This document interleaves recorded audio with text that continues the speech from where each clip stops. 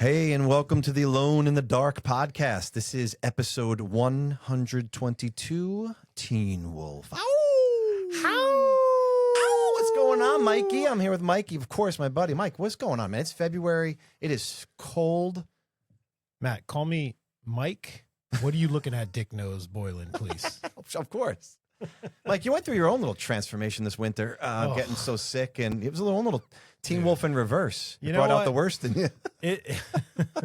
It's rough. I've never mentioned this before, and I thought it would be interesting to mention it. You know what I mean? I don't. We don't usually get too personal, but about 4 years ago, I was diagnosed with MS, multiple sclerosis, and everything's fine. You know what I mean? I'm good. You know what I mean? Like, doctors are taking care of me. I have to get an infusion twice a year, but when I get sick, dude, it's like my immune system just like drops like really bad. So I had, wasn't the flu, wasn't COVID or anything, but I just had like Congestive. like really bad, like wet chest cough, like not to be too gross. And I had a fever for probably 5 days, which was like, that's unheard of for me. Like I usually I'll have a fever for like a night or two and then that's it. I could not bounce back. So I'm sorry that we didn't get to do this episode last month, and our Patreon subscribers too. We let them know, but I was like down for the count, dude. Like it literally took me into February. You know what I mean?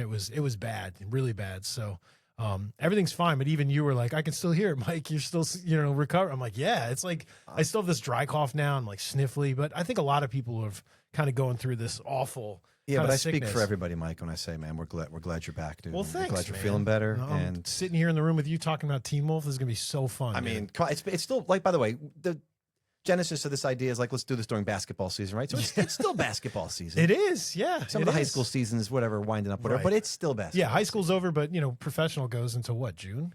Oh yeah, they go. They go late. But the Beavers are playing today, Mike. So that's it. all that matters. That's it. Matt, so what have you been watching, dude? So I finally caught up. Peacock, of course, shows movies sometimes pretty quickly in the turnaround. I finally saw The Black Phone 2, which you walked out of. Did you walk out of your room? I did not. I didn't walk out of my room. I watched the whole thing from beginning to end.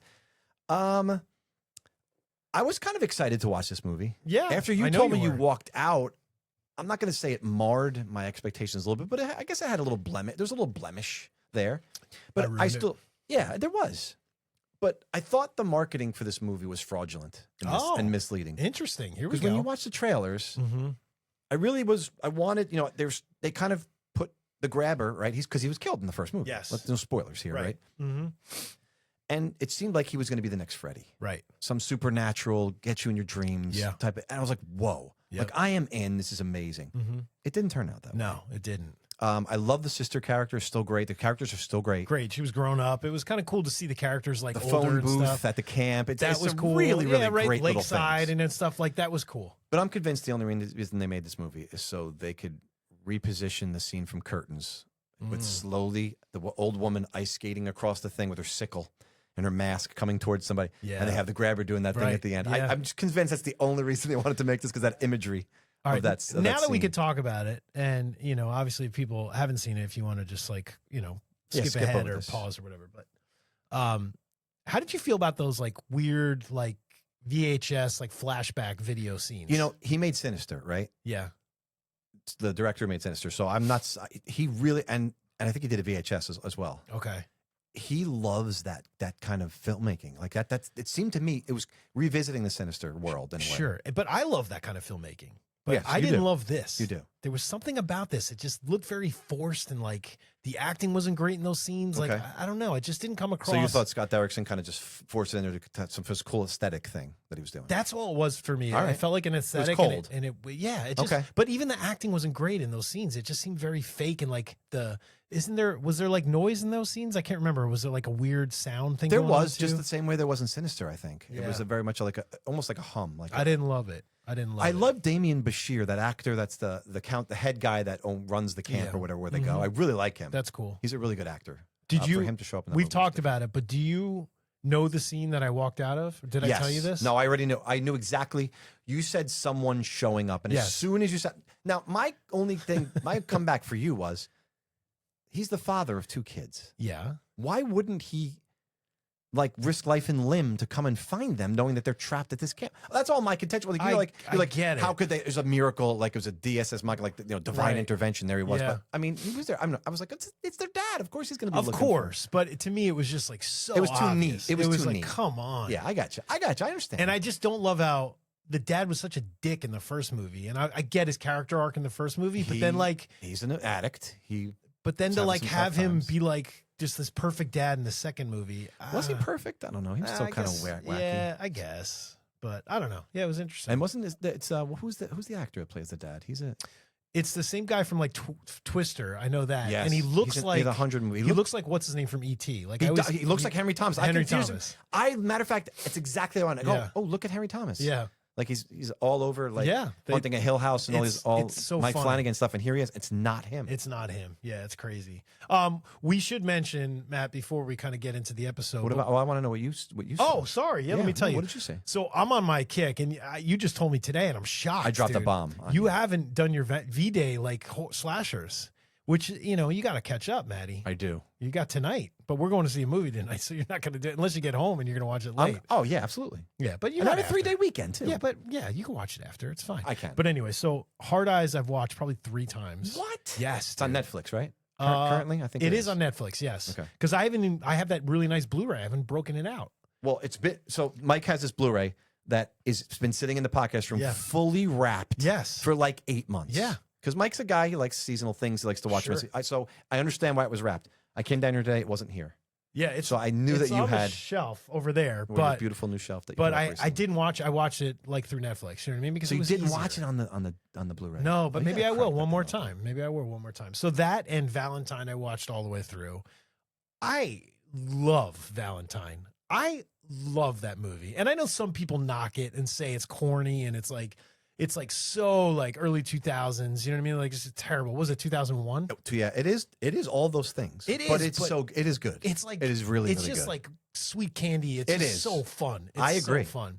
And I love the twist. I love it. It's so corny and I laugh every time I see it when they're sitting on the stairs there. But I fucking love it, dude. It's so fun. Is it cornier than Urban Legends twist, do you think? What if you have to compare twists, which one's cornier? I don't know, man. Yeah, we got to get into that discussion at some Yeah, point. that would be fun. But anyway, so Valentine, Hard Eyes. I put on My Bloody Valentine, the original, and 3D. But I haven't gotten through it. I put it on at night and fell asleep. So those are definitely on my list as well. So like you said, this weekend is a good time to get those all into your play, your playback and stuff. And I'm going to try to get in the 3D of My Bloody 2009 My Bloody remake. Well, that's what I said. The remake, yeah. The other thing I want to mention, Matt, is we tried this last episode back in December for Gremlins, where we threw a hint out during the episode. Okay. And we thought it was going to be like all these people are going to message us and, it was going to be this fun thing. We had one person message us and they got it wrong. So they were pretty good though. They were good guesses. They were good solid guesses. Yeah, honestly, we should have just let her win. I forget what her name was, but thank you for messaging us. So we're going to do it again tonight. We're going to make it a little more obvious. So the movie was Teen Wolf, obviously. And what was your hint? Do you remember? It was something about them walking down the street in that shot, and the moon is out With and it's gremlins, full, right? And I was saying something about a full moon. about teens being crazy around the time moon is full. Something. I thought it was obvious, but it wasn't obvious enough. So we might throw more than one hint tonight about our movie for next month in March. A little more obvious. Yeah. So if you get it, Matt, you want to show on for camera that people are watching the video version of this. We got our brand new Alone in the Dark podcast, West Coast video style trucker hats. So I just got our first sample of it. We're going to give you this exact one if you can guess the movie for next month that we're going to put Drop out the there. hints for. Yes. Yeah. And speaking of giving things away and having people give us great things, we have our Patreon, Matt, which we do a bonus episode every month. And this month we're doing what, Matt? It's going to be super fun. Well, Teen Wolf, I don't know how many people know out there. Teen Wolf has had a little cartoon. Yeah, there was an for 2 animated seasons. series. Yeah. 2 brief seasons. 2 brief seasons. Yeah. So we're going to be doing a little watch of the pilot episode. We're going to watch the first episode and we're going to try to do a video element where you'll see us and see the episode on the screen at the same time. And it'll be an audio version as well. But it'll be fun for us to gonna kind be of great. cold watch it and It is discuss. going to be cold, yeah. Yeah, so that's going to be I'm our excited, Patreon. actually. Yeah, I really am. So you can join us on Patreon at patreon.com/AloneInTheDark podcast. If you guys like what you hear and you want more content from us, you get bonus episodes every month. Plus, we throw in some videos every time to time and watch-alongs and all that kind of fun good stuff. Yeah, it's going to be good. So, Mike, what throwback episode did you pair this with? Teen Wolf. Oh God, we're going there already. Usually we end with this. I like leading with this because it's like I would send people back to some good episodes. I have, and there's a very pointed reason why I have episode 30, which was the first top 10 horror soundtrack songs we did, because your number 10 pick, Mike, Win in the End. That's right. It Mark was on Saffin. there. It was your number 10. I'm gonna win in the end. Of course, it's that montage scene where the Beavers are just becoming like Steph Curry somehow, and LeBron and Jordan all of a sudden. When Chubbs is shooting, hook shots better than Kareem. I mean, it's ridiculous. It's really good. That's a fun episode, and that was fun because we really threw out. There was like so many. Plus, it started a ball of us doing those kinds of episodes. Oh yeah, annually. totally. Yeah. Absolutely. Let's see, Matt. But Win in the End was your number 10. That was actually your number 10. I can't remember what your number 1 was, but that was the first. So I imagine it was something like Dream Warriors or one of those bigger songs. But the fact that made your first ever list, that's big, man. Yeah. Win in the End by Mark Saffin. If you don't remember, by the way, YouTube's got a great little compilation where if you go on there, they play like the whole entire soundtrack. I am an addict when it comes to those things. Yes. Because I just play it and it shows all the tracks come up, and it's amazing. You picture the movie in your head as you're listening to the soundtrack. Yeah, that was so fun. Matt, I'm going to throw it to Patreon actually, because we usually talk about a regular episodes, but I'm going to throw it to a Patreon episode. Okay. One back. That's a great idea. What year we did, but we did a special episode on Patreon called Horror Sweethearts. Oh, for Valentine's Day. So that was super fun. I think that was a few years ago. It definitely was. Yeah. So that was a fun episode. We talked about kind of couples. This was back. This is actually in 2025. So last year. But that was a fun Patreon episode, and we talked about horror sweethearts, kind of. We can revisit that couples. Too at some point. There's definitely a lot of good. Tons of couples in horror. So that was a good one. Yep. Mm-hmm. Mike, let's get into this episode, man. Let's do it. We're going to talk about Teen Wolf. Do you know anything about a rash that's going around? For Michael J. Fox, whoa! Just say the word and see the moon. Don't change. Don't change. And you're into one scary situation. You are an animal. Has America's hottest hunk gone hairy? Let's check his family ties. An explanation is probably long overdue. Folks, this one's a real howler. Michael J. Fox is Teen Wolf. Teen Wolf, Monday night at 8 on KPTV 12. Did they get a Spin City reference in there too? I don't think they may have. I don't know. I love it. I love those TV spots because they're just so fun. It's like, to me, it was like, it almost sounded like a Happy Days episode, it's right? Awesome. I miss those days. I really do. 1985, Matt. Holy shit. We were young little kids, we man, were running around. And this was, surprisingly, I saw everything in the movie theater at this time. I did not see this in the movie theater. You didn't see Teen Wolf in movie? Oh my gosh. I don't know how this happened, honestly. Wow. Yeah. So this was a rental. And once I rented it, it was just nonstop. Was this a Mikey D for you, or? I don't think it actually was Mikey D, because Mikey D's he had cable. I didn't even have cable. So was it on cable, or did you rent it? No, we both. We watched it on cable. Cool. And afterwards, I would just constantly rent it. Because once my family had a VCR, we just didn't have cable. Sure. So I went over there, saw it on cable with him first, and then incessantly rented it. Yeah. Oh, that's awesome. But you saw it in the theaters. I did. Damn. I did. I think I saw it multiple times. I would do anything to go back and see this in the theater. Yeah. I really would. I saw this at Red Bank movie theaters, Matt. Actually. No. Yeah. Mm-hmm. And I'll never forget. The reason why I think I told this before, probably back when we did the soundtrack episode. I saw this at Red Bank movie theaters with a friend that I teach with right now. His name is Tom Lynch. He teaches at the same school, and we were friends way long That's ago. Ridiculous. And we just reconnected when I got the job at Henry Hudson. But anyway, crazy story. I'll never forget, because we were sitting there watching it, and you know the scene where Styles is looking for his brother's in weed? the garage. Yes. The that's projector. that's when he first presents himself Yes. to Styles. That's the wolf. Yeah. The projector went out. The audio was still going, but there was that whole scene was like out, and I'll never forget. So now I'm remembering I did see it only once in theaters, because it was not until I rented it that I saw that scene, because that whole scene was gone. And I always remember being like, wonder what happened in that scene, because you could hear him going, and then all of a sudden Styles was reacting to him, but I hadn't seen that in theaters because it was out. It was so funny. So you missed like 5 minutes of the movie? I don't know if it was 5 minutes, but it was definitely a chunk. But I just remember being like, what happened, you know? So that's why I know that I saw it once. But that theater closed shortly after. No, I'm joking. No, Red Bank didn't close. No, they just changed hands, I think, you know, and now our friends do their Midnight Movie Madness. Oh, which yeah, is so definitely. cool. Chris from, it was awesome. Yep. So $4 million budget, somewhere around there? I think so, yeah. Absolutely none of it went to the special effects. No. Because the makeup, we'll say, wasn't great, but it was fun. It is fun. For this, it fits the mood of this movie. It's not a serious, like... When Scott's dad opens the door... Howard. And Howard has his makeup on. Yes. There were audible laughter in the theater. Even back then there was? Yes. Okay. Everyone started like dying laughing because it was so You expected ridiculous. to see like C-3PO caught in a net or something, like little Ewoks coming by? I don't know what we expected because at least Scott's makeup looked a little like more like a werewolf. Yeah, where definitely. He looked like an Ewok cuddly or something. He definitely looked like a cuddly Ewok for sure. Yeah, it was kind of silly. It was funny. Tagline is not good for this, Mike. He always wanted to be special. He never expected this. What? Who wrote this? I know. Michael J. Fox is back from the future in a new comedy. Yes, because we know the genesis of this movie. You want to explain it to them? What happened in this movie? It was filmed. Late summer and early fall of '84. Right. Before Back to the Future. Well, it was during the hiatus of Family Ties when Meredith Baxter Birney was pregnant and she was giving birth. Yeah. So she had taken a hiatus. And I think how many weeks was it? It was like 8 weeks or something like that. They had a break, and Michael J. Fox jumped on this and did this.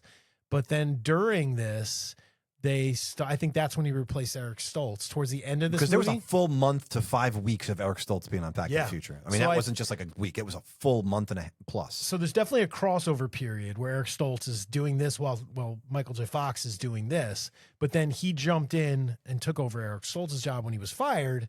And then I think the producers of Teen Wolf said, hey, Paramount was like, we're going to wait because Steven Spielberg's making a movie with Michael J. Fox. We're going to be smart and put this on after Back to the Future so we can kind of promote it and then get the ticket sales. And I think it was a smart move because I feel like this movie would have fallen through the cracks a little bit if it came out before. I totally agree. Yeah.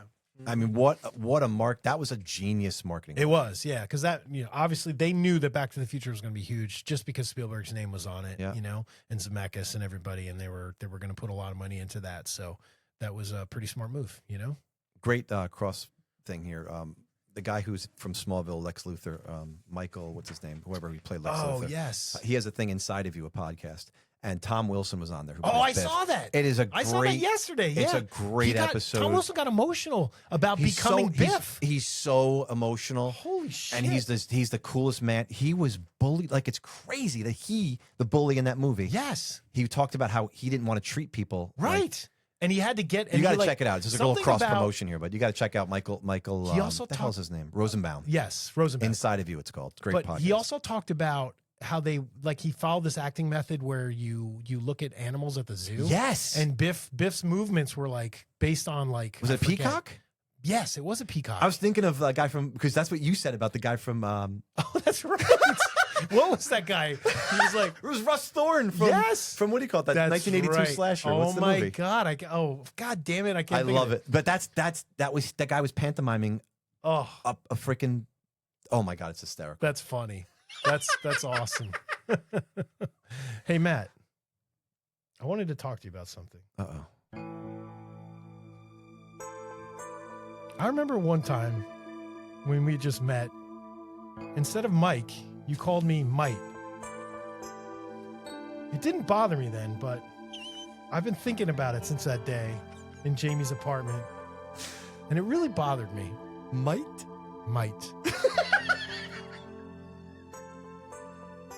So I just wanted to mention that. Oh, Mike, you're killing me, dude. All right, where were we? You're killing me. So, Mike, I like to. We talked about this. This is 1985. You mentioned up top. Yes. And I like to kind of listen to things in the world of 1985 to get in the head of the characters. I love this. So I love when you do this. So what I chose here is a couple big songs. I mean, big year for music. Mm-hmm. Material Girl by Madonna. Yes. Very famous song. Huge. Off the Life Like a Virgin album. Mm-hmm. This is Pamela's theme song. Okay? Oh. Because it speaks to her vanity, her superficiality. She's such a... Is she like a virgin or is she? No. This is Material Girl. Oh, Material It's Girl. all for the album Like a Virgin. Yes, but this I'm is... sorry. She's so materialistic. She's so fake. Yes. And her artificiality just bounces off the screen because she bounces from Mick and she jumps on the next hottest thing, which is Scott Howard for a brief time, with no intention of pursuing any serious relationship with him. No. It's just you're popular and I'm going to be the girl on jumping your on arm. The That's popularity it. bandwagon. Yeah, she's using him for. She's an influencer long before like social media was the thing. She's a beaver hopping on a beaver. Oh my God. She's a straight up bitch, Mike. That's it. Okay. And he. So that was her song. Okay. But then I have We Belong by Pat Benatar. We belong to the night. We belong Is it to Boof? the... It's Boof singing to Scott. There you Mike. go. All right. Many times I've tried to tell you. Many times I've cried alone. Always I'm surprised how well you cut my feelings to the bone. So whatever we deny or embrace for worse or for better, we belong together, Mike. There you go. It's Boof. That's beautiful. Pouring her heart out to I Scott, love who's that. not listening, this mother effer. No, in the he's beginning not. of this movie. He's so You want to grab him selfish. by his goddamn collar. Very selfish. He is. Yeah. But so those are my two songs from 1985 Yeah. that Those are great, cherry-picked. dude. They're great pairings for those characters. I love it. Yeah. So review. Yeah. So you always look up some reviews. What do you got? Are they positive, negative? Oh, I'm going to go over this because this is a review that I only have one. Usually I have a couple. Oh, okay. I only have one this time because I have a bone to pick with this review. Okay. There are a lot of people who are going on about how much Teen Wolf sucks. I guess I didn't read those reviews. Right. I disagree because Teen Wolf. Now this guy sounds like he likes it, right? Mm-hmm. You getting the vibe? Yep. All right. I disagree because Teen Wolf has a special kind of suck going for it. Not so bad it's good, but corny as hell and better for it. This guy likes this movie? I don't know. How can you not love this corny crap? I'll be the first to admit, this isn't a good movie. It's incredibly stupid. But honest to goodness, crap fests don't have styles or a breakdancing wolf. It isn't worthy of even trying to call itself good. But it's a classic. Doesn't take itself seriously and occupies an honored place on my shelf. What do you think of this review? It seems like he's trying to be positive, but at the same time, he's trashing the movie. It's very confusing. It's like a roller coaster. Right. Yeah. He's calling it, what did he say? Something crap? What? Yeah, crap fest. Right. But at the same corny time, as he's hell. praising it. A special kind of suck going for it. I think this review is everything that's problematic with social media critics and people that post. Sure. Because it's a backhanded compliment at best. I wouldn't even give it that much credit. Mm-hmm. It's like he called it a classic. Yeah. But it's not allowed to be good simply because it's a few decades old. Like it's not allowed to be. So Right. it's got to be corny. Yes. It invalidates the credibility of the movie. Like that's what pisses me off. Yeah. Like it's not even a movie. It's not even allowed to be called itself like a good, worthy movie. Why not? Yeah. Like why not? Yeah. We're here talking about it. We're here spending an hour plus on a movie that, I just hate that the way it's phrased. I like that he celebrates the movie and ultimately has a place on his shelf. Great. Sure. So he supports it. Yeah. But then say it. Right. Exactly. And But don't call it a guilty pleasure either. Like celebrate it. Right. Of You know? course. Yeah. That's what we do. Yeah. Absolutely. I don't got know. something, Matt, a little more official. Some people would say that the New York Times is a reputable source. I of would a think so. newspaper, right? So I've got, I looked up, I found an old newspaper article. And the reason I grabbed this, my dad used to work for the New York Times back in the late 70s. But this one came out obviously in 1985 on August 23rd. And the reporter Vincent Canby. Yeah. A very popular movie critic. So this is what he said. The film is overacted by everybody except Mr. Fox, who is seen to far better advantage in Back to the Future. The special effects aren't super, but the movie isn't important enough to damage the classic werewolf myth. No silver bullet is needed to dispatch this movie. It dies a natural death as one looks on. Wow. That's rough. Holy That's rough. mackerel. I He don't agree. eviscerated it. I don't agree with the acting comment about everyone except Mr. Fox because I think everyone does a really good job in this film. I think the acting's good. I do. Special I dig effects, it. sure. It's it is what it is. You know what I mean? But it's a snarky review. It is. It's very smart. He's patting himself on the back of his own snarkiness. Right. Like, aren't I so funny Yeah. and clever? Yeah.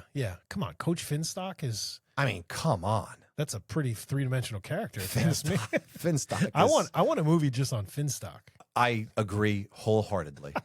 And the guy who holds the clipboard. Yes, that guy is his. We got to talk about him later. We were going to talk about him because that so dude funny. doesn't utter a word in the movie. He doesn't. He is a ginormous character in this movie. It's hilarious. So, Mike, can we just really briefly, we're going to get into the movie. Can we talk about how the werewolf mythology works in this movie? Okay. So Mr. Howard, as I understand it, he completely controls where and when he turns to a wolf. I feel like he has more control. He's mature. But it doesn't have to be a full moon is what I'm saying. Right. That's totally not in the Yes. rules. It's more based on emotion, I think. Because he says he got angry with Vice Principal Thorne, Yes. Yep. right? And he turned into a wolf. Yes. Same way Michael J. Fox does, Scott does in The Garage. What you were talking about, the reel that was missing in the movie when you saw it, right? That scene when there. Styles looking for the weed. Yep. But it's funny because it is kind of an interesting take on in that way. They've taken liberties with the full moon thing and just said, we need him to wolf out more in other scenes, so we can't just have the full moon. Which I like, because for a movie like this, you don't need the mythology to make sense. Because you're not. That's almost the MacGuffin in this movie, Right. Yeah. Because it's not really about that. No. Right? It's not. People want to see it. Yeah. And of course, you want to see Michael J. Fox, both succeeding and failing in the wolf Sure. as the wolf. Yep. But it's not obviously what the movie's about, and we No. don't, and so like we said, the special effects not great. Yeah. It's okay. It's Sure. forgiven. Yep. It's forgivable. Mm-hmm. But I love the fact that Michael J. You mentioned Michael J. before, that because at first Eric Stoltz was doing Back to the Future. Yeah. And he's like freaking Spielberg's down the street because he literally know. down the street because it's the same goddamn block. I know. And he must have been. Making great movies, and I'm playing a werewolf. Yeah. Like he had a little bit of doubts and regrets about that. I wonder if you asked him now what he would say. I know he hasn't spoken highly of this movie in his Like ever. experience. Yeah, I think he's a little negative on it, but I think I don't know. You know what I mean? We're kind of showing our feelings of how we feel about this movie, right from the top here. But I think this is such a fun, heartwarming, Yeah. interesting movie that as kids we loved. You know what I mean? We really grown to love it. I could see adults in '85 seeing this movie and being like, "What is this piece of shit?" You know what I mean? I mean, you want to see, like go watch American Werewolf in London if you want like a dark comedy Sure. with the best special effects you might ever see. Sure. Or if you want something in between, watch Silver Bullet because of course. the mythology is there. The silver, obviously, the title tells you Yep. it follows the mythology, but this is not that. No, it's not, You and know? you have to accept it for what it is. You know what And I mean? accept the fact that we're doing it on our podcast, Yeah. even though it's not a hardcore horror movie. No. because it's because it really isn't. no. You want to know my truth, Matt? What's your truth? It's a superhero movie. Okay. It's not a horror movie. It's All a right. superhero movie. If you think about it, it I'm has down with all that. the tropes of a superhero movie It does. The with the painting of a werewolf. training montage. Yes, it goes down to even the quote that that Scott's dad says to him all the time. Right? He says, "But with great power comes great responsibility." It's totally Spider-Man. And I think the guy who wrote Teen Wolf or part writer is like a comic book writer, wrote like superhero stories. That would be interesting. So it makes sense. You know what I mean? Yeah. But So let's get to the locations. yeah, here, Mike. Beacon Town. What do you think of Beacon Town? Beacon Town. Mm-hmm. I love beacons because it makes me think of lighthouses. Yes, I So do automatically I'm in. Not that there's anywhere near lighthouse. too. No, doesn't. there's no water in this movie. So at they're all. surfing a lot in this movie on top of a car. Yes. Does this seem like a beach is anywhere near this community? No, but there are palm trees. There are. Clearly palm trees. It's California for sure. Yes. So but don't get me wrong. I really like the setting of this Mhm. movie. I like the small town, like the hardware store where Scott's dad works. Yeah, that's Pasadena, by the way. That's Pasadena. Of course it is. I've been there. Is that the same hardware store Michael Myers steals his shit from? Imagine he steals from Scott's dad's store. I don't think so, because this was like in a strip with a bunch of Can't we- stores. Yeah, but so is that. Is it? I thought it was Yes. like on a corner. Yeah, but it kind of looks like it's part of a strip because when Could you like imagine? I'm telling you, That's can we fucking can we great. just live in a world where Michael true. Myers stole from Mr. Howard's hardware store? I would love it. Yeah, he took a dog whistle too with him.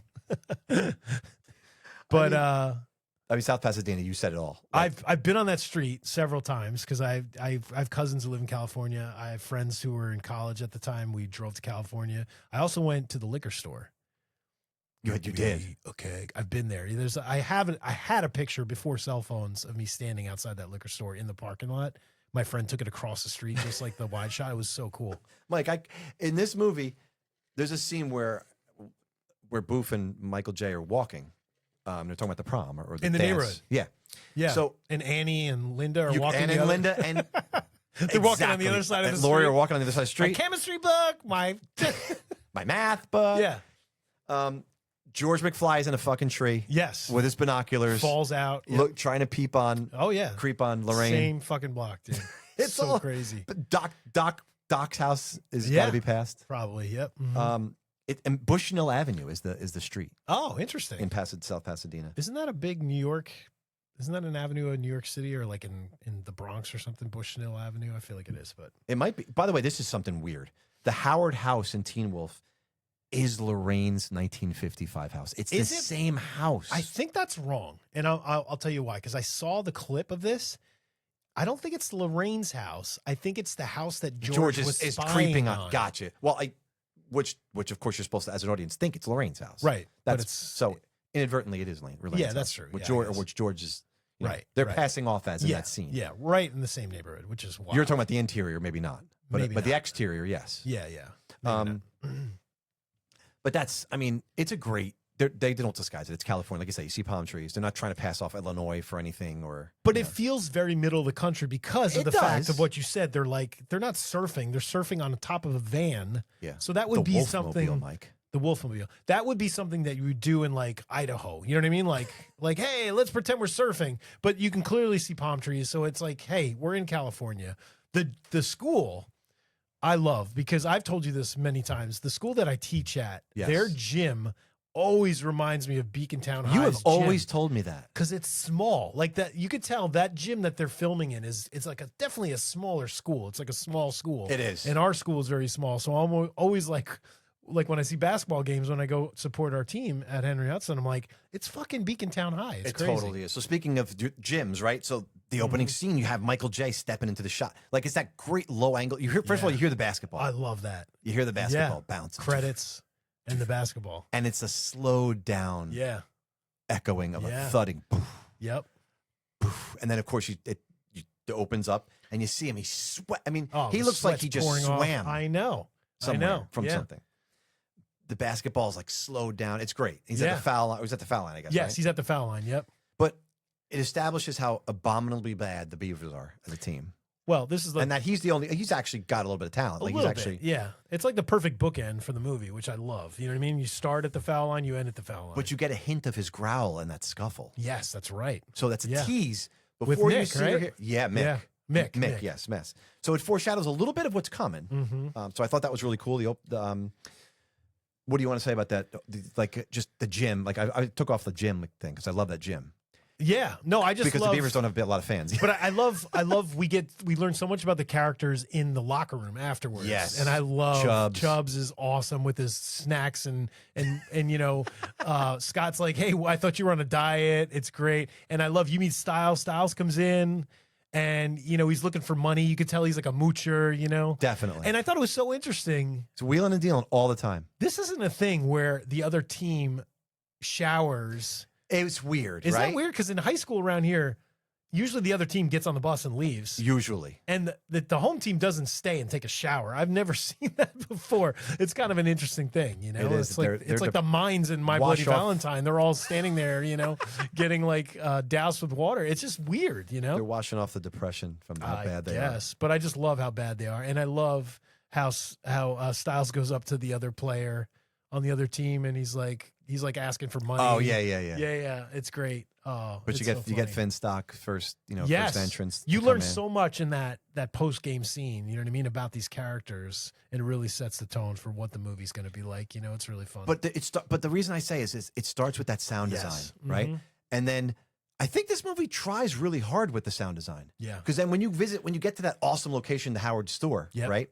You get that little kid. What does he have? A dog whistle or something? Yeah, it's you mentioned the dog whistle. Yep. But the sound design in that scene, it's cool. Is fantastic. Yeah, there's like a reverb effect on like all those things, but it really just makes it like kind of otherworldly. Like the sound is like, where's this coming from? And it reminded me a little Firestarter when she goes like boom, boom, boom. Oh, does that little that's kind true. of the mind thing where David Keith is doing like his thing, right? To try that's a good point.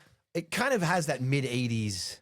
Yeah, you know, early to mid '80s kind of sound design, but I like it though. They make it work in the scene, especially with the high pitched thing. The way Scott is like, you know, because we haven't seen him turn into the wolf. Yeah, but we see him like holding his ears, like it's bothering, he's freaking out. He's got to find this kid. He's seeking him out. By the way, this is just a reference between me and you, and anybody who lives in Monmouth County would know. But doesn't that scene, especially when he's chasing the kid and knocks the whistle out, doesn't it remind you of Prowns from Red Bank from back in the day? Yes. Absolutely. Just those aisles. Like, I just remember that's where those Halloween costumes used to be and stuff. Absolutely. I used to spend hours in there, but it totally reminded me of the Howard. I love how he hits the kid in the back of the head. The back of the head, it just pops out. Right before he blows it again. And what does the kid say? He's like, it's broken. Oh, it's so good. It's so good. It's so good. Mike, you mentioned before you did your impersonation. Styles already knows that this guy's a hard ass. He says it. Yeah. He said, you ain't going to do this, Scotty. You ain't going to do it. He's like, I'm going to go in there. I got this. Yeah. Okay. Give me a keg of beer. By the way, And these. do you know in the trailer No. there was a different voice for the "Give Me a Keg of Beer"? Why do they always do that? It was so weird. Why do they though. always do that? But Matt, it's wacky because it was so bad in the trailer. It was like a robotic voice.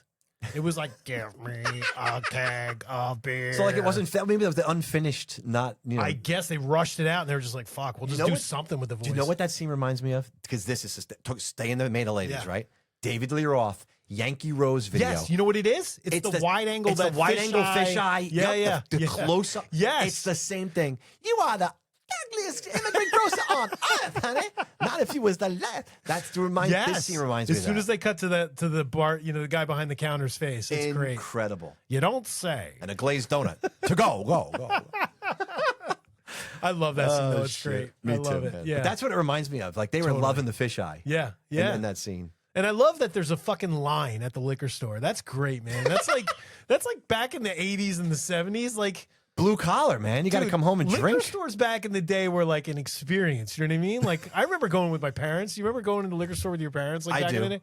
It was an alien place. It was a so weird strange, place. and I would just be like, "What the fuck is happening?" But It like, had a smell too. yeah, but like, this is not Teen Wolf, but remember in Dazed and Confused, there's like a pregnant lady, like, and yeah. she's buying shit, and he's like, "Make sure you eat a vegetable a day." You know what I mean? But like, literally, you see shit like that. There'd be like a line at the counter for the liquor store. Always. Yeah, Always. You know, I Always. miss lines at the liquor store. I also miss movies with parties because yes, this parties- party's fucking this Jesus. party, again, you get the Pamela character.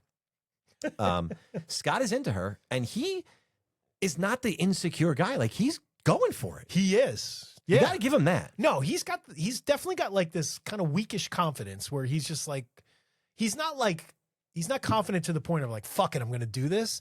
He's almost like, I got to give it a shot. You know what I mean? Like he's got this sort of like impish sort of, Yeah, no, like I probably don't have a shot, but I'm gonna. He's I'm going to over it. try. Yeah. But dude, this is like one of those parties that like when we were kids, we saw this and we were like, I can't fucking wait for high school because this is what life is going to be like. You know what I mean? It was insane. It was. It painted a picture for us that we were like, holy shit, this is Yes. going to be great. Because this party looked amazing. The fact that Styles did all this work Well, I was gonna to say- get the keg, and like the guy's like, just throw it in with the other ones. And there's And like there's 100 of there's them like after all that 100. work. Oh, it's great, dude. It's Well, so fun. And then of course you contrast the false bravado of Scott. Yeah. And you have the master of ceremonies, Styles, Yes. who is in his element, Dude. like there's no tomorrow. For Like, somebody who was like trying to get invited to this party to all of a sudden to be like the MC at this party, like how does that happen? He's a mad party genius. Yes. He's blowing kisses to people.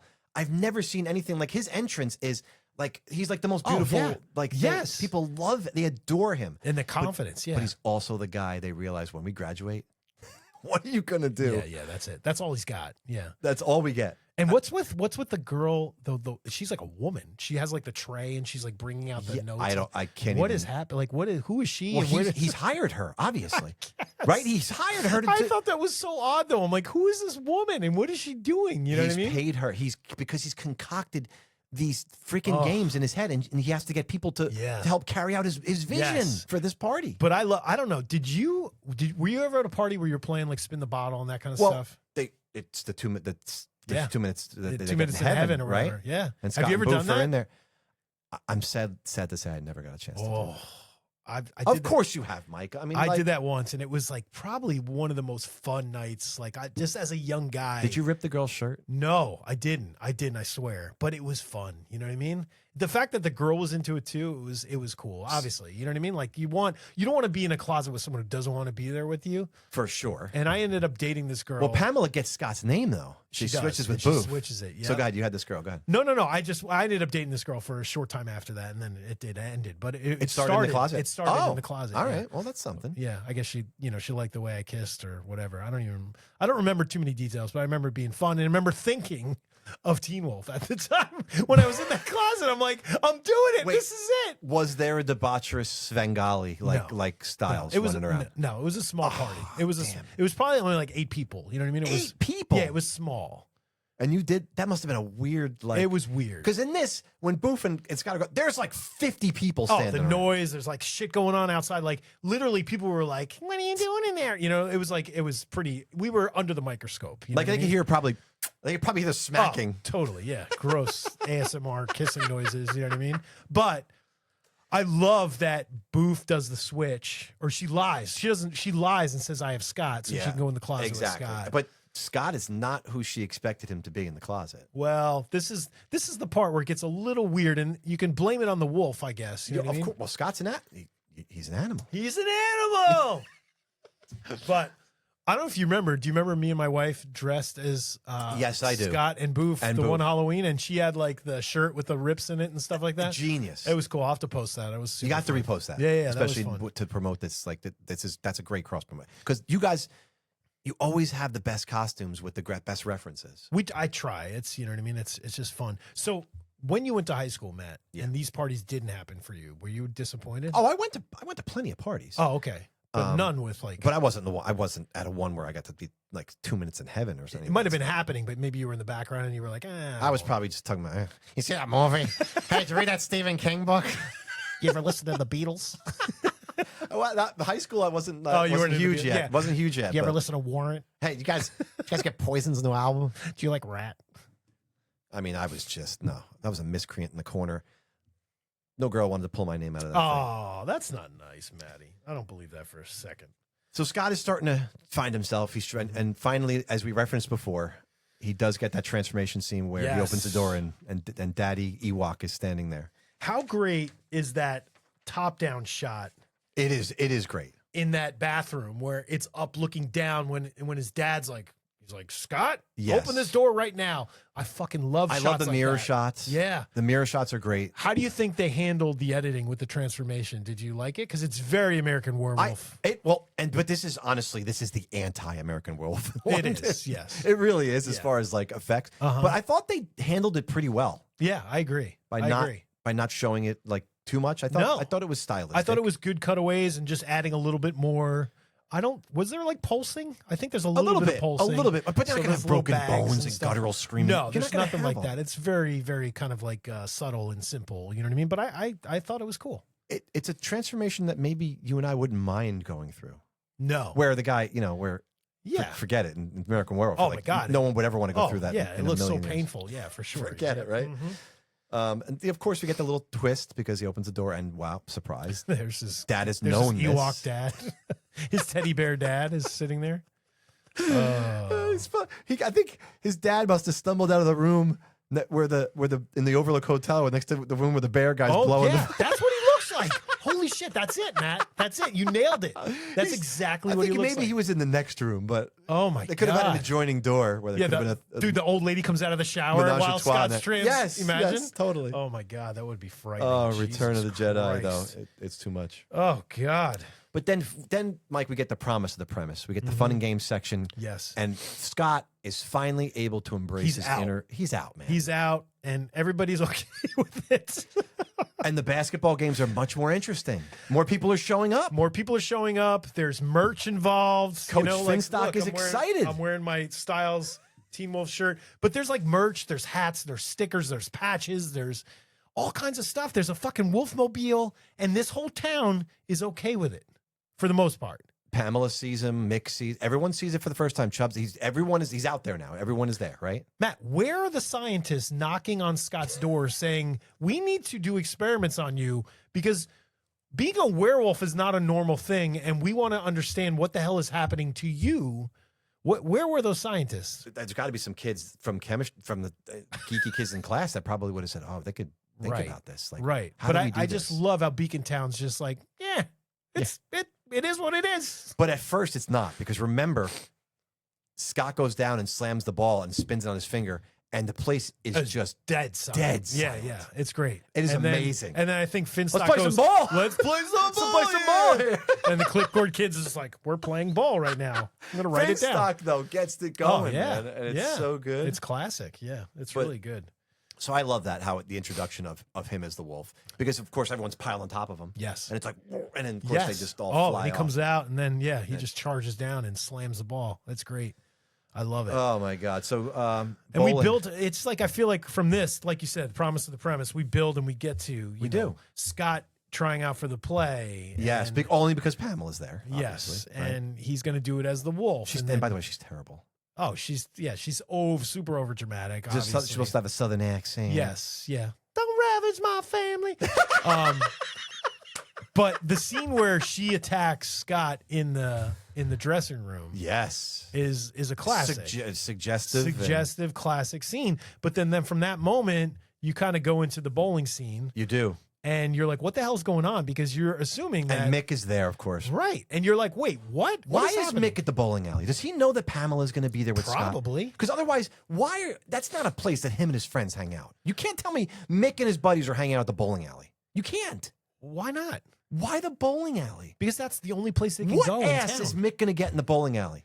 But his girlfriend's there. He's there to watch. That's what I'm saying. That's what I'm saying to you. That's the only reason that he's there is because he Maybe. wants to see. Otherwise, him and his friends are not hanging out at the bowling alley. They're not. Well, aren't they from another town They're anyway? at the Gas and Sip or something. But they're from another town anyway. How far away to the town are they? Can't be that far. Is the The bowling alley? bowling alleys smack are in the never middle? in that town anyway. The bowling alleys are never in the town. Right, They're always right. in an adjacent Yeah, town it's somewhere. like- So it's it's probably like- like in the between. Yeah, it's a location place. to go to. But Mick's there watching Pamela to make sure she's not gonna, and it's just kind of odd because like she's basically grinding with Scott on the But in Mick the still says, lanes. "My girl." Yeah, I Get know. your hands off my girl. Yeah, and then And she doesn't dispute it.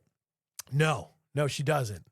And then that's where we see Scott get to this uncontrollable part where he like throws the bowling ball. I think He does. and He does. you see this sort of thing where people are going to start to shy away from like the way he acts. you know? And I like, yes. And I also love that you can tell he's not comfortable with his confidence. No. Because when he walks her home, he's sitting there like, "Yeah, I'm the man. Like, we're going to go out." And she's Right. like, "No, we're not. We're not Yeah, dating." I know. And it's like, She cuts him down. he does not understand how the world works Right. at all. Yeah. Right. He's just like, "Well, I'm the wolf. Like, I am He invincible." assumed this is my life now. I'm gonna marry Pamela and everything's gonna be great. and that's why I love this movie. Yeah, Because the real Scott is always right beneath the Yes. surface. Mhm. With a couple of layers of hair. You can't cover up the insecure, clueless yeah. dude with no game, It's- essentially. it's crazy. Yeah, and he's like trying so hard. Like, is he really a good bowler, Matt? Like,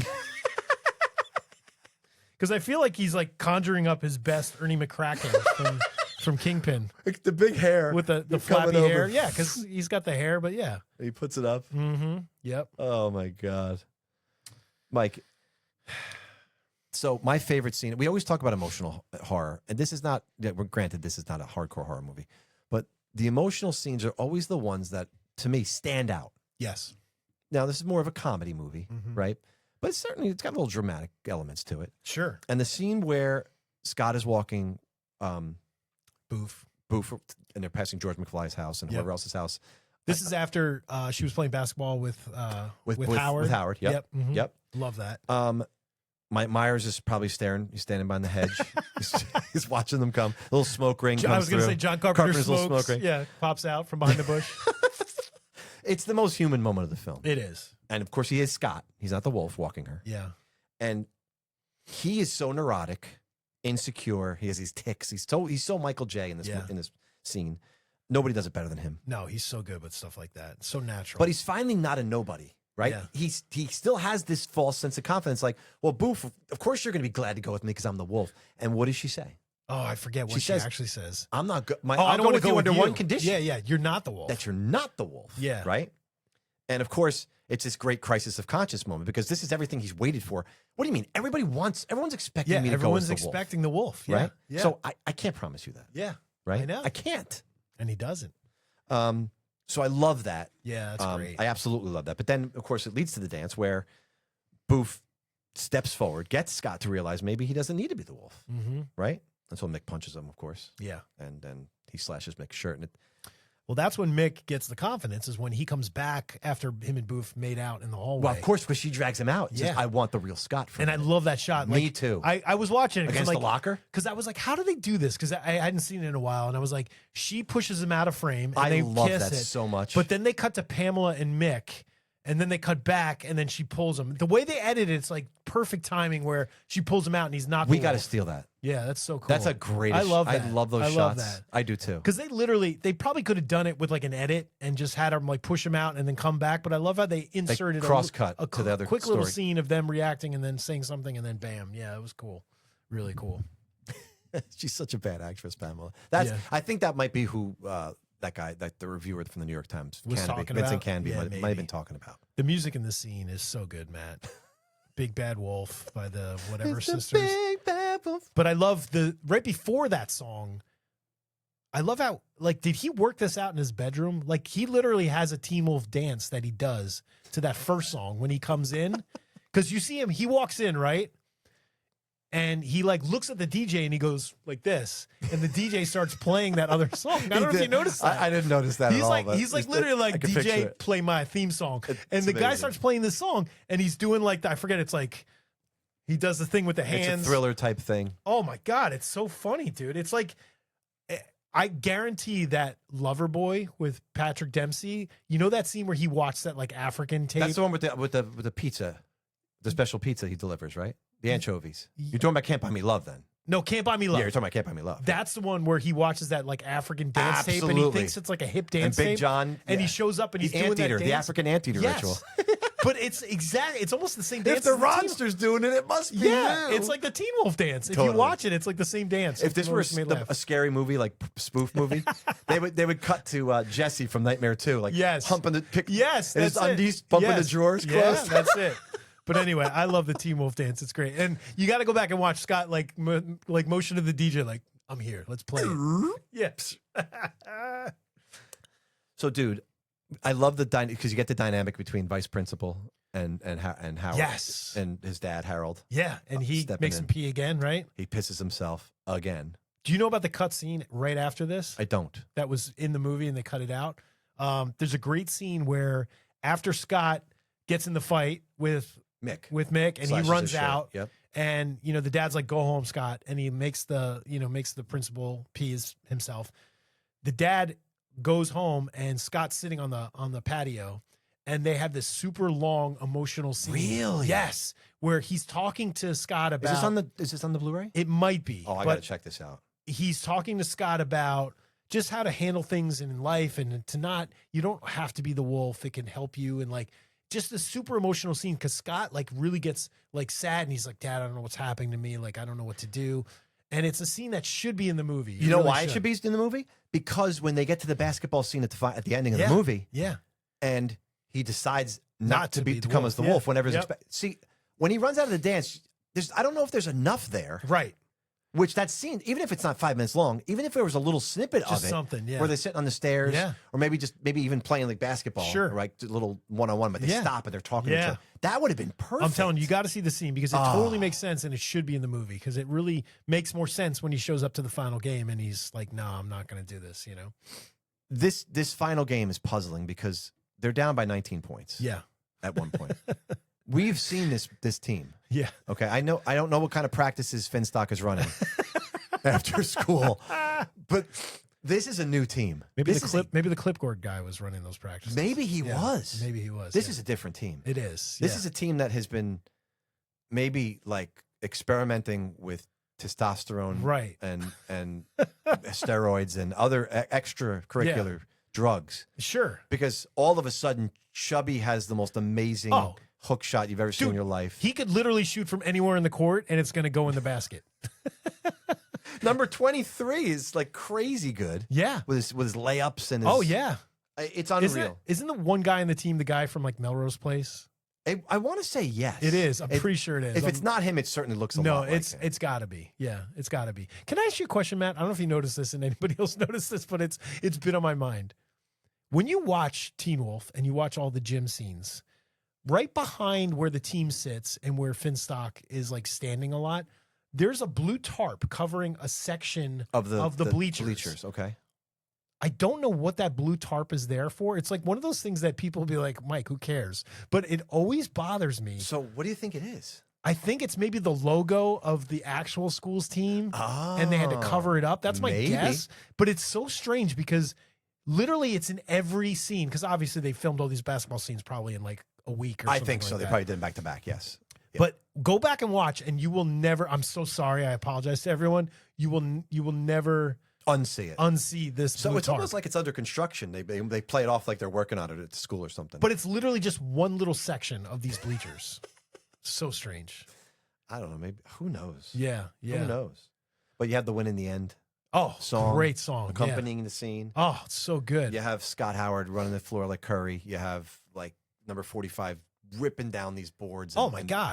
Putting them back. The team's all together. They're supporting each other. They're happy to play. Either Finstock was, or I think more than clipboard guy, or Mr. Howard had the floodlight in the backyard, and he had the Beavers over. Yeah, maybe he pulled them in. You're right. With that floodlight. Do you know about this whole controversy about there's supposedly a penis out during the very end of the scene? No. You've never heard about this? I guess I have, but I kind of pushed it into the back of my mind, like it's not a to penis. think about it's not. It's like it's one of those legend things, but it's really not a penis. I've kind of looked into it, and I kind of know what happened. No, you're looking for a cock, Mike. No. Let's face it. I have my own. Mike's looking for the big bad wolf. Oh my God. Anyway, there's in the very end scene after they win the game. Yeah. And they won in the end? They won in the end. And they're Mark walking. Saffin's so happy. Yes. There's like a scene where I think when they show Mr. Howard like walking down the bleachers, there's somebody standing and their zipper is down. And literally you see That's what it is? You literally see them pull their zipper up.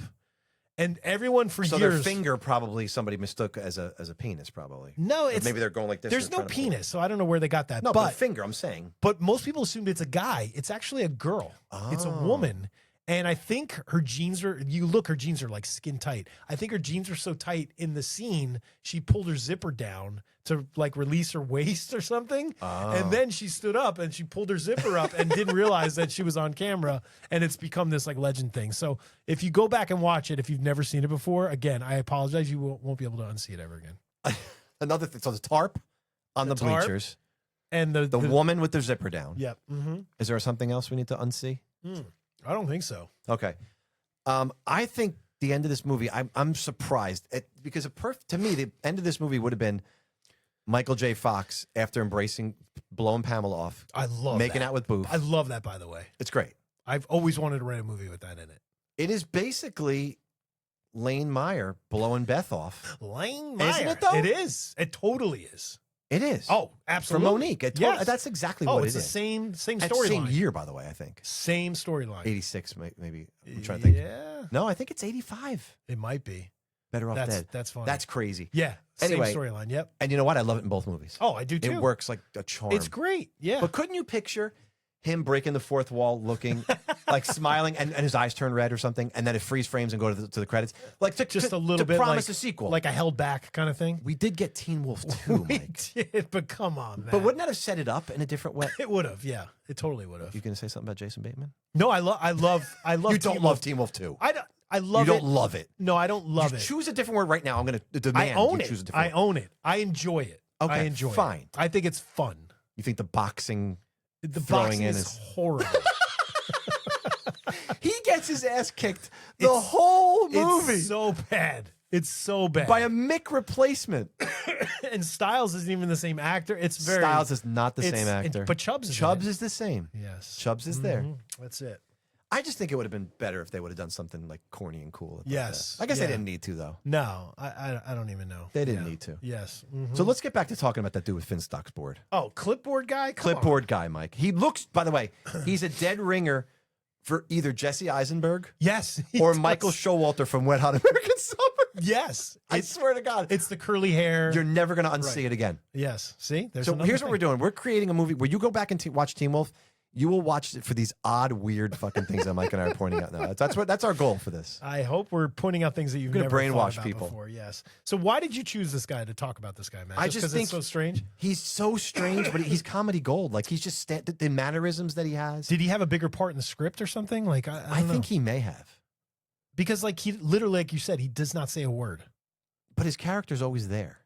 Maybe he's a ghost.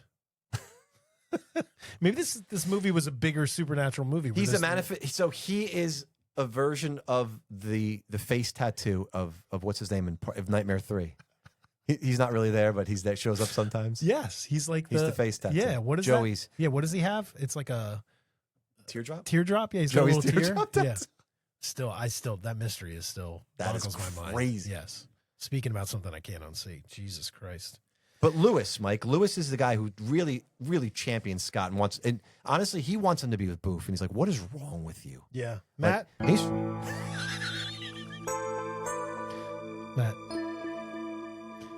Matt, I'm serious. Stop laughing. I'm talking right now. I'm listening, Mike. I'm a counselor. I'm listening. Matt, I've been thinking about Lewis. It makes me so sad that he is afraid of Wolf Scott. You know, sometimes I wonder if they filmed other scenes showing how close they were in the film, because they don't really show their friendship. I imagine that maybe they shared a milkshake in that cool bowling alley together. Would that milkshake now taste spoiled since he is so scared to be around Wolf Scott, Matt? What do you think? I think that Matt Adler, the guy who played him, he's in North Shore. I think he's mad that they have to. Rick Kane. They can't do real surfing, and they have to surf on top. I think he's mad about that. This was before North Shore. I'm pretty sure. I can't confirm that. I think he did this right before. But Rick Kane from Arizona. I love that movie, by the way. Yeah, I know you do. I think I've seen that movie probably. It's one of your most watched non-horror movies ever. Well, when I had There's my no surf question. shop, it was on my surf shop all the time. Like all the teenagers at the time were like, "What is this movie?" And I was like, "We're watching fucking North Shore. Come on." But there's something good in that milkshake, Mike, because he intuitively knows that Boof and Scott should be together. Like, Right. What is wrong? Like, he has this. He's basically Scott's guardian angel. He He kind of really is. Yeah. Because he barely talks in the movie. That's why I'm saying, like, maybe he was in other scenes. He's so upset when Scott shows up as the wolf to the dance. He's so upset. Like he's visibly like, oh, He is, but he isn't. This is what's funny. When I rewatched it recently to prep for this episode, he's upset when he shows up, but then when they're doing the dance, he's doing the dance too. So it's a little out of character. Yeah, but he doesn't. I guess he doesn't want to be totally a downer. But I'm convinced that Lewis, other than Boof, Lewis is probably the one real reason why Scott goes back to being like Scott more. Yep. You know? Mhm. I get that for sure. Yep. And we talked about Chubby many times. I love Chubby. He He's could great. have Chubbs. been just a punchline. He could have been. They gave him more of a part. And I love how he's kind of part of the team's jealous of the wolf. You know what I mean? Playing, he's sort of like annoyed, you know. But he's also the fat guy who's embraced by his peers. He's also 47 years old. He definitely is. But I love that. The fat kid who's not bullied, Yeah. he's embraced. There's another guy on the team He's a starter on the basketball team. There's another guy on the team I think is older than us right now, Matt. I swear to God. I know that guy. Yeah, he's There's like also a a guy tall on mixed guy. team that's really old too. It's crazy, dude. It's insane. But Chubbs is great, dude. I love the fact that I want to hide a ham sandwich in my locker with my socks, dude. Here's another thing to unsee. You'll What? never unsee Oh, this. no. Scott, I'm convinced. Scott's wearing Chubbs shorts, Shut up. and Chubbs is wearing Scott shorts. Well, yes. Because they are so goddamn. And Scott's Yeah, are down poor past his Chubbs. knees. Poor Chubbs. He's in a gigantic. He could fit 3 Scotts in his shorts. Why wasn't Chubbs just wearing Scott shorts? I know. And then he's got those things. They're so. Chubbs is riding up to his balls. Like Yeah. it's terrible. How Well, short they are. that's how I feel right now wearing this Teen Wolf shirt, because when I bought it, it was like, I'm a medium. I'll be a medium for the rest of my life. Like, Matt, no more. You tell me when I'm getting a shirt, Matt, you tell me, Mike, just get a large. Just get a large. Because I fucking bought this as a medium. It fucking looks skin great, tight. man. You know why it looks great? Because I'm wearing a shirt over it, Matt. All right. Well, all right. You look great. I got a Teen Wolf shirt. It's all good, It's a man. large. Yeah, it's all good. Mike, I think there's an extended cut of this end of this movie. Yeah. Because Scott blows off Pamela. Okay. Okay. Oh, does Chubbs get her? Pamela walks up to Chubbs Yeah. Okay. He throws her a T-shirt. One of Styles' T-shirts. Yeah. It says, "Why do you think they call me Chubbs?"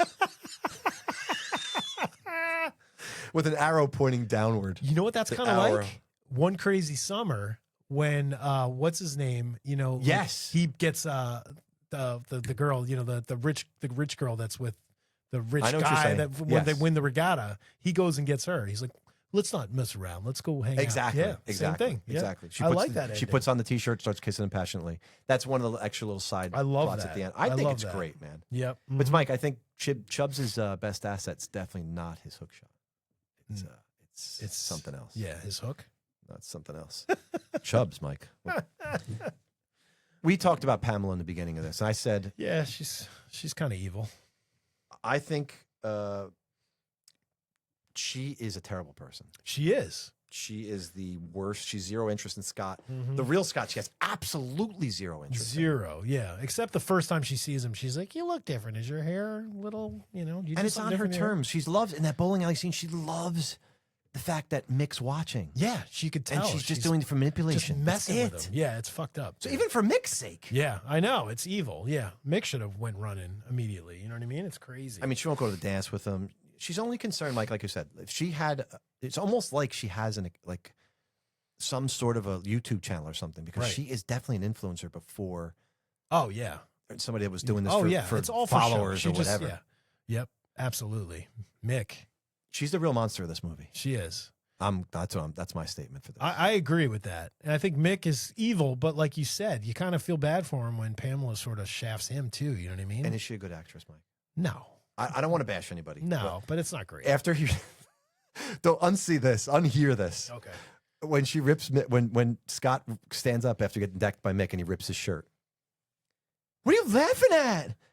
You're just some kind of animal. It's the worst fucking line of the whole almost movie. like she's whining it's about it. Bad. Yeah. It is horrendously bad. Listen to the line. Listen to her delivery. Yeah. Okay. You're some kind of animal. It's so bad. That's awesome. It is so bad. So great. Oh my God, it's bad. And her disappointment look when Scott enters the gym and is not him. Yeah. He's just true. Scott. I know. She's like, her face is just bad. Oh man. It's just. And then the girl with the zipper down stands up. She made up for the totally. weird look. Mm-hmm. And speaking of Mick, Mike, I think this man is catastrophically misunderstood. Okay. Can we have a Mick conversation? Sure. He is not the antagonist of this film. What do you think about that? I could see I'm that. throwing bold statements left and right, but Mick is not the antagonist of this movie. I think the antagonist is Scott sort of, it's like Scott and his internal struggle with. Absolutely. Yeah. The wolf is 100%. almost the antagonist. You know what I mean? And Mike, you can't lump Mick in. Look, you have Johnny Lawrence from The Karate Kid. yes. They paint him out to be, now watching Cobra Kai, you would never know that. It undoes that. Mm-hmm. But the guy we see in The Karate Kid, Johnny Lawrence, is a bully. Yes. He's an awful person. Absolutely. Yeah. Mick's not that guy. No, he's not that guy. He's competitive. He is. I'll give him that. Yeah. Okay. But even though the final game is Scott and his team versus Mick and his team, by the way, they're the Dragons in red. Right. Yeah. Yeah. But you said it. The wolf is definitely the antagonist. Absolutely. Of this film, right? Scott versus himself. Right. Right. It's not a Daniel LaRusso versus Cobra Kai situation. No. Scott versus Mick and the Dragon. It's No. not that kind of a movie. Mick gets the worst out of Scott, obviously, when he's the wolf. You know what I mean? He gets does. Him, yeah. But He gets him what to is- throw the bowling ball. He gets the But fights think with him about in the it. gym. Why does Mick do those things? Scott is with his girl. Well, yeah. is. Wouldn't you be upset if I you're just said yeah. he's moving in on him. Think about it. Scott's a prick. Right. Yeah, he's the bad guy for sure in that situation. I will always root for Michael J to win the girl. yeah. But in this case, Right. He picked the wrong girl. That's the problem. can you blame a guy for being a dick? This guy can't. You cannot. No, Scott, at that point, he's just being super selfish and he's just going after what he thinks he wants, Boo. Watch the beginning scene of the movie. Mm-hmm. What does Mick do? He helps Scott. He offers him hand, and he helps him off the floor. Right. Johnny Lawrence wouldn't have done that. No. He would have. He would have brought his walked hand away, up or whatever. Or kicked him when he was down. or something. Exactly. Yep. Mhm. So Mick, I got to say, you got to really. He's not that typical horrible antagonist guy that's Right. just a jerk, an '80s jerk. It's true. It's character. true. He's a Yeah. misunderstood dude, right? Yeah. What about Coach Finstock, Maddie? Because I love this guy. I freaking love him. He is a wise man. He is. He's a wise man. Yes. I think he's like Mike Damone from Fast Times at Ridgemont High. Grown up. Had an uncle. If he had an uncle. Right, yeah. Damone's uncle. Uncle Damone. Try to give Scott these bizarre life lessons, right? I mean, the 3 rules speech that he gives. So good. You can put that right next to the 5-point plan that Damone lays out for Mark Ratner. That's true. That's true. Right. They go right in some kind of. Yes. In some sick and twisted way. They're the same like person. laminate them and put them in a handbook So for great. people in high school to read. But I love his flip-floppy, like, hey, if you need any help, but then it's like, I need help. He's like, I'm a busy man here. You know what I mean? I love how he's like, I love it. He's too. like annoyed. You know what I mean? I love that. I do too. It's so great. And both of these actors are slayers because, the guy who plays Damone and the guy who plays Finstock, they're both obviously East Coast guys. Oh, yeah, totally. Yeah. And they had that whole thing going on. Totally. Very There's Italian. no way that's California. Yeah, totally, right? Yes, absolutely. That's like Queens, New York. I mean, I'd rather spend time with Coach Finstock than Mike Damone, to be honest, in all Oh, honesty. of course. Yeah, absolutely. Mm-hmm. Speaking of, we talked about Mr. Howard before, Mike. I have a whole thing on Mr. Howard here. Okay. Because he's on a ladder. The first time we see him, we just see his ass. He's halfway. No, well, it's true because he's on a ladder. Yes. Yeah. Mm-hmm. And he's at the hardware store. He's getting something from really high. He's got a tremendous wedgie. He's got a really unflattering entrance to this movie. Sure. But a level-headed, really cool cinema dad. Oh, he's amazing. Right? Supportive. He's great. By the way. Except the fact that he kept the biggest secret from Scott that he ever could have possibly. Yeah, well, that's true. Yeah. He did. God, what were you going to say? No, he auditioned for Coach Finstock originally. He did? Yes. No yeah. way. I can't even see it. I can't see that movie. I can't. So wait, did the other guys was going to be Mr. Howard? No way. No. I think okay. they were auditioning other people for Mr. Howard, and I think the director was smart and said, "Hey, do you ever think about auditioning for Mr. Howard? Because I think you would be really good." You know what I mean? Yeah. Styles comes in to the house. Oh, so good. To take Scott to the party. Yeah. Mr. Howard goes, "Both going with you?" It's like a little, a second scene. Mm-hmm. But Mike, I got to say this about Scott's dad. The werewolf is a part of you, but that doesn't change what you have inside. It gives the life lesson of the movie. Oh yeah, for sure. Yeah, very superhero, by the way. I can't help but think on a rewatch that Mr. Howard is macking on Boof. I can't. Shut up, Mike. I can't unsee it. I'm dead. Come on, Mike. She comes over for a little one-on-one. Oh God, no, Matt, she please. does. But she does. I'm not just making this. You're ruining this for me. Though. Oh God, please. Mike. What? He lost his wife and now he's macking on the younger girls? Dude, that's messed up. Do you see their one-on-one? It's like she calls him Howard. She calls him by his first name. I know, but it's sweet. But she really calls him Daddy. Matt, please. I hope there's other people that are like, stop, Matt, stop. He's like, oh God, Mom's out of the picture. Like, you better make your move, son, because if you don't, God. Oh no, Mr. Howard. She calls him Harold. No, it's Harold, Mike. Yeah, it's not Mr. Howard. Yes, yeah. I do have a feeling when Scott's not around, she does call him Daddy, though. I do.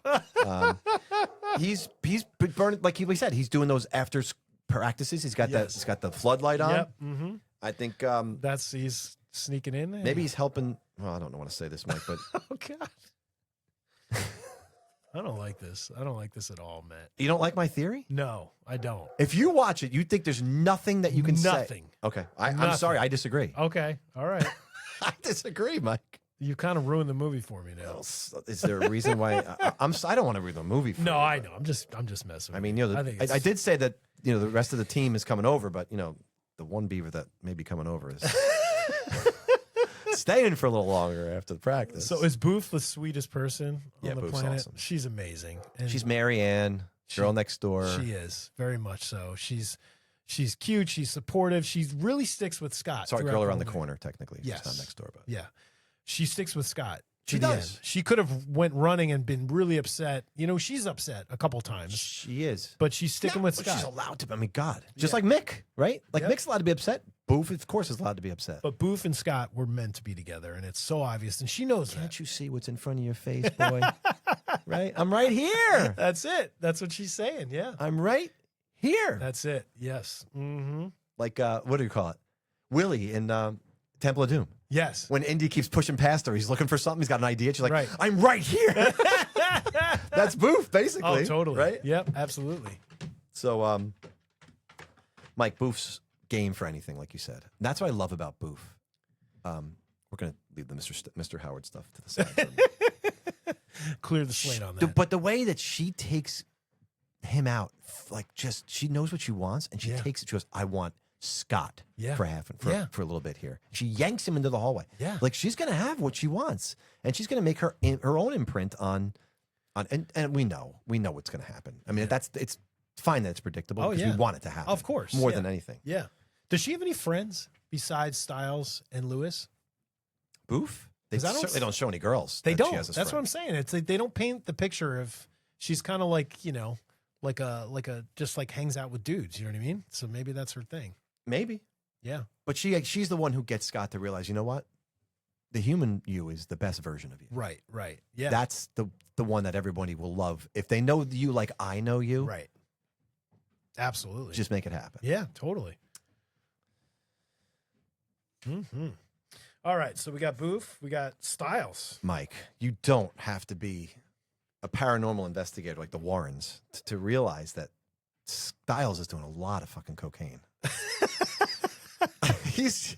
He is powdering his nose often. Yeah. A lot. I mean, all the time. I mean, cocaína muy buena. I love his humor, though. You know what's interesting? The Paramount originally asked the writers to make Scott like Spicoli. Styles, you mean? No, Oh, Scott. And they were like, we don't want to do that. We're kind of thinking Scott is like this sort of like typical guy next door, just very sort of, subtle. And they had Michael J. Fox in mind, obviously. So they were like, yeah, Michael J. Fox is not going to play a good Spicoli. No. So I think they took those elements and wrote it into Styles and made Styles. Because if you think about it, Styles is wearing like the Hawaiian shirt. Absolutely. He is a stoner because he's looking for his brother's weed. He's not. But he's not dumb. He doesn't nearly come across as a stoner at all in this movie. Even though like you said, he's looking for. There is evidence, sure, but I don't buy it. Like he's a stoner. He's more of a cocaine guy. Yeah. He's definitely like high. He's an auctioneer. He's talking a mile a minute. Whoa! Look at this. You could say he's smart because he's marketing Teen He's a Wolf. marketing genius. Yeah, look at him, man. He's making bank. It's crazy. He's from New Jersey. Jerry Livy, the guy who plays him, is from New Brunswick, New Jersey. Doesn't surprise me. Doesn't surprise me. Yeah. He's very Jersey looking for sure. Mike, he has a Teen Wolf empire in merch. He does, and I love it. But picture the disappointment he must have when Scott comes in as Scott at the end. Like his whole empire crumbling to the ground. Well, he's literally like in the stands, like selling stuff. He is. You know He absolutely is. He's a hot dog vendor. And he's like, Scott, what are you doing, dude?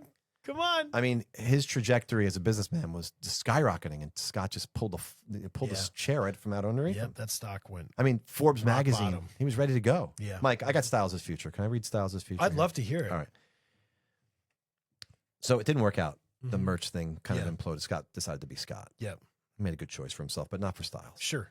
He's hired by Nickelodeon to host a brand new game show called Double Dare in October of '86. Oh, yeah. His deal allows him to be part of a creative team, but being in the throes of a raging cocaine addiction, he dials up his salacious persona to 11, Mike. He ends up adding many of the crazy party games seen in Teen Wolf to the show. Oh, that's smart. There you go. Only problem is it's a family show, Mike. You can't have people tied up with whipped cream on them. But you can't pour Jello down a woman's. No, you can't do that. Sure. And then you know what I mean? shove some guy's face in it. Yeah. So the show gets inundated with letters from angry parents. And even though ratings are through the roof, Tipper Gore, straight from her stint from the PMRC, where she tried to take down heavy metal and its themes of violence, sex, and drugs, she gets involved. Styles gets fired, okay? Yeah. He goes to the Betty Ford Clinic to clean himself up. Okay. In early '89, he replaces Chuck Woolery as the host of Love Connection. Oh, okay. That It's makes a big more sense. comeback. But after ratings wane and the show's canceled in '93, Styles becomes a car salesman. Oh, That's my sad. Styles story. That checks out for sure. Mike, he is. I mean, there's child endangerment, pornography level things that he's putting up. If these are high school kids, Sure. they're not all 18. No. Many of them are younger than 18. Right. The things they're doing, like he could be arrested and thrown in jail. Well, by the look of it, there's 40-year-olds at this party, plus the woman with the tray that we know is definitely in her 30s. absolutely. Or something. Yeah. Absolutely. So it's definitely, there's some weird shit going on. But again, there's a connective tissue. I keep mentioning Damone. Mm-hmm. Styles is like, Damone could never be Styles. Right. Because Styles has the credibility. People look at Damone and he's a scumbag after what he does to Stacey and everybody else. Totally. But I keep bringing them up because there's some connective tissue between those two characters. Yeah. To me, there is. I don't know. I don't know, Mike. I think is he a good friend? Ultimately, that's the question I have for you. Is Styles a good friend? I don't think he's a good friend, but I think Scott sort of let all that go because he knows what Styles is like, and he knows his personality, and he knows this is what he was going to do regardless. So he's chasing an endless buzz. Yeah. A too good to be true marketing. Yep. Like opportunity. Yeah. And that's what Scott represents, I think. And he didn't have Lewis, so he had to go stick with Styles, and Styles was really his only friend. You know the jury's is out on that. I think they are friends, but I think the jury's out on whether what Styles' real intentions are. Sure. You know? Yeah.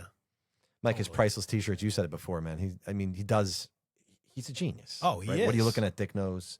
Life sucks, then you die. I love it. That's a class. I think that one actually stuck around. I could swear I saw people wearing that at some point, like in real life. The Dick Nose one, I always want to wear, but I can't. You know what I mean? It's hard to. Wear that. You can't wear that out. You know, you wear that at a party. That's about it. I just can't believe what was this actor doing? He couldn't reprise his role in Teen Wolf 2, or did he read the script?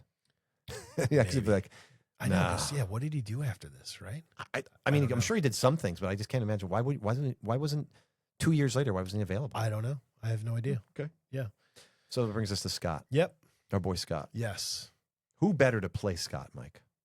Dude, Michael J. Fox killed it. He just makes it look so easy. It's not even fair. And like you said earlier, I love like his expressions and like the way he moves his body. Absolutely. Like, he's just I love even when he's like itching his back and like he's just like he's so good at being a character actor and showing emotion. You know what I mean? But that's the thing. He makes it look easy, but it's not. No. It's not. No. He took a corny werewolf movie called Teen Wolf and put emotion in it. You know what I mean? And anybody says like, oh, he's the actor, they're doing a Michael J. That's like the biggest compliment ever. But he's created a whole persona where he makes it look easy to be neurotic. Yep. And this guy that you're talking about, like is scratching his back, like any little thing, any little mannerism that he somehow makes a real emotional, some kind of connection that you can really connect with. Totally. Yeah. Like he grounds the movie. Absolutely. Right? Yeah, definitely. Like even in the upside down world of Act 2, when he's the wolf, and he just can't see himself as being anything but the wolf, right? He's getting swallowed up in the infamy and everything else. He plays that to perfection because there's that, like I said, when he walks Pamela home and assumes, oh, I'm in. Right. And doesn't realize, holy shit, like you're that blind that you don't realize this girl is not like you. Yeah, she's exactly. only like, she's using you. But he's still there. Yeah. Right? Yeah. It's still Michael J. and his insecurity, his neuroses. It's all there. But I feel like that's the thing that, like, for me especially, I don't know about you, but like I connected with his character because I felt that way growing up. And Absolutely. I felt that way. I wanted to be with the cool kids and I wanted to fit in and stuff. And I think that's what makes this movie so grounded because we connect with that sort of those emotions. Yeah, he's your in. He's your in to this real world. And even though it goes through this fantastic thing that happens to him, yeah, he's Michael J. That's it. He's Absolutely. Scott Howard. It's plain Jane dude. You know? I love it. Killed it. Yep. It's not going too well, is it? Vince Thorne says. Finstock goes, what'd you expect? Look at the sneakers those guys are wearing. If our guys had sneakers like that, there's no telling what they could do. I swear to God, I think all my quotes are from Finstock. You ready? Yeah, I'm ready. Yes. So, you know, the obvious one, Matt, that you mentioned earlier. There are 3 rules that I live by. Never get less than 12 hours sleep. Never play cards with a guy who has the same first name as a city. And never go near a lady who's got a tattoo of a dagger on her body. Now, you stick with that. Everything else is cream cheese. Cream cheese. Cream cheese. I love cream. That's great. Cream dude. cheese. That's great. I love that description. Listen, Styles, you know anything about a rash that's going around? Why, you looking to catch something? No, I'm serious.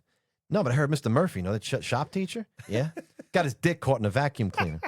Forget I asked. That's great. What is it, drugs, girls? You know, I really like to help you, but I'm kind of tapped out this month.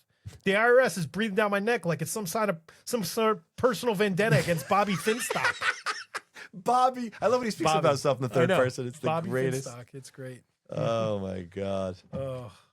I feel kind of weird. How do I feel?